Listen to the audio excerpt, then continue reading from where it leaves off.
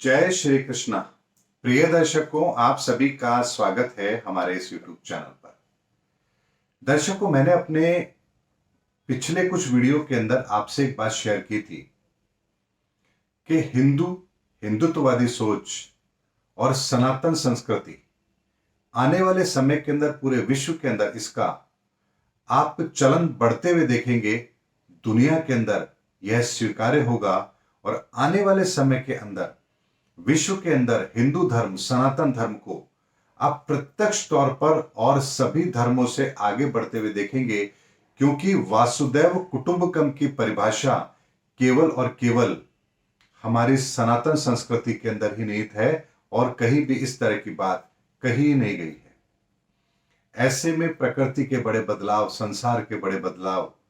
और ग्रहों के जो बड़े परिवर्तन हो रहे हैं, वो भी उसी और हमें एक एक करके एक कदम आगे लेकर के जा रहे हैं। इसका प्रत्यक्ष उदाहरण मैं आप लोगों को देता हूं। इंग्लैंड के अंदर वहां की शासन व्यवस्था में भारतीय मूल के व्यक्ति का आना, अमेरिका के अगले राष्ट्रपति चुनाव के अंदर भारतीय मूल की महिला का आना, विश्व के और भी कई देशों के अंदर वहां की राजनीति के अंदर भारतीय मूल के लोगों का वर्चस्व बढ़ना, उनका आगे आना, हिंदू आइडियोलॉजी का आगे बढ़ना, रशिया के अंदर हिंदू संस्कृति का आगे बढ़ना, भारत के अंदर हिंदू आइडियोलॉजी को आगे बढ़ना, ये सारी की सारी प्रक्रियाएं जो आप देख रहे हैं, ये सारी की सारी प्रक्रियाएं भविष्य का एक ब्लूप्रिंट तैयार करती है कि भविष्य के अंदर यदि किसी विचारधारा को सर्वोपरि स्थान दिया जाएगा 2025 के महायुद्ध के बाद, तो वो केवल और केवल एक होगी और वो होगी भारतीय संस्कृति। और भारतीय संस्कृति क्यों होगी, उसके पीछे भी एक कारण है। हमने ऐसे बहुत बड़े बड़े विनाशकारी युद्ध पूर्व में देखे हैं, हमारी संस्कृति को उसका अनुभव है। हमने रामायण काल में भी ये देखा है, हमने महाभारत काल में भी ये देखा है, और हमारे हर घर के अंदर हर व्यक्ति इस तरह के महायुद्ध की परिस्थिति के निर्माण में क्या भूमिकाएं होती है और उसके बाद की क्या परिस्थिति होती है, इससे भली भांति परिचित है। इसलिए आने वाले समय के अंदर जब महायुद्ध होगा और उसके बाद की जो परिस्थितियां बनेगी, शायद उस समय लोगों को केवल और केवल भारतीय संस्कृति एक ऐसी संस्कृति नजर आएगी जहां पर इससे बाहर निकलने का रास्ता उन्हें नजर आएगा, और इसीलिए उनकी स्वीकार्यता हमारे इस सनातन धर्म के प्रति जरूर होगी। और इसके प्रत्यक्ष उदाहरण भी हमें मिलने आरंभ हो चुके हैं। कहते हैं कि अगर आपको कोई चीज दुनिया के अंदर अप्लाई करनी है तो आपको पहले शक्तिशाली लोगों के बीच में उस विचारधारा को ले जाना पड़ता है, उसके पश्चात वो वहां के लोगों के बीच में वो चीज शामिल होती है। ऐसे में दुनिया के बड़े राष्ट्रों के अंदर भारतीय मूल के व्यक्तियों का आना और उनकी शासन व्यवस्था में महत्वपूर्ण भूमिका का होना, ये इस बात का स्पष्ट प्रमाण है कि आने वाले समय के अंदर भारतीय संस्कृति को दुनिया के अंदर स्टैब्लिश करने के लिए जिन जिन चीजों की आवश्यकता है, जिन परिस्थितियों की आवश्यकता है, जिन अधिकारों की आवश्यकता है,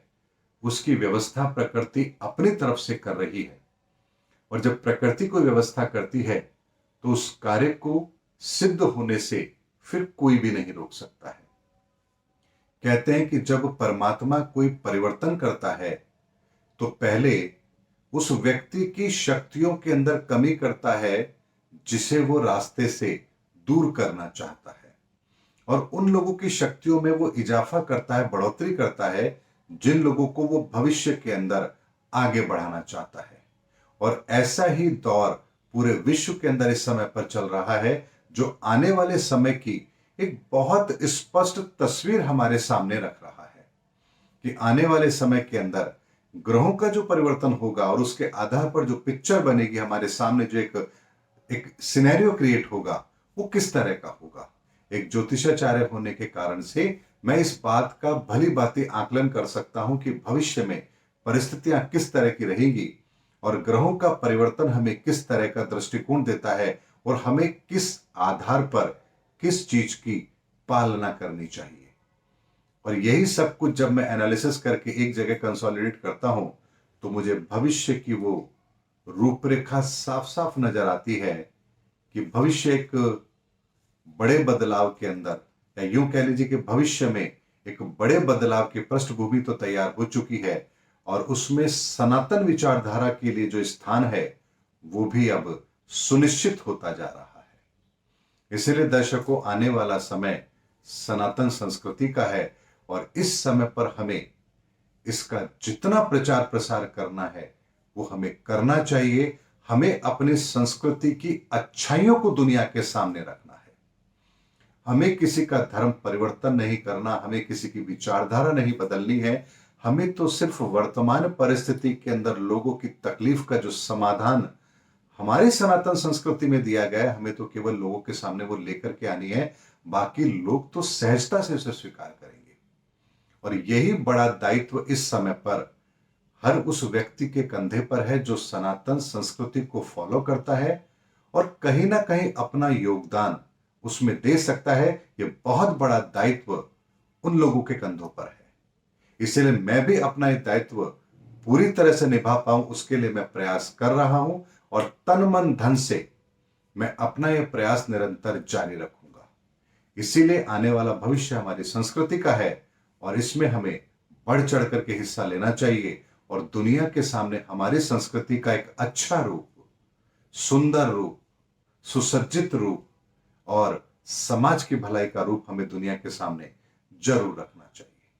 उम्मीद करता हूं दर्शकों, मेरा वीडियो आपको जरूर पसंद आया होगा। अगले वीडियो में आपसे फिर भेंट होगी, तब तक हमारे चैनल पर बने रहिए। जय हिंद, जय भारत।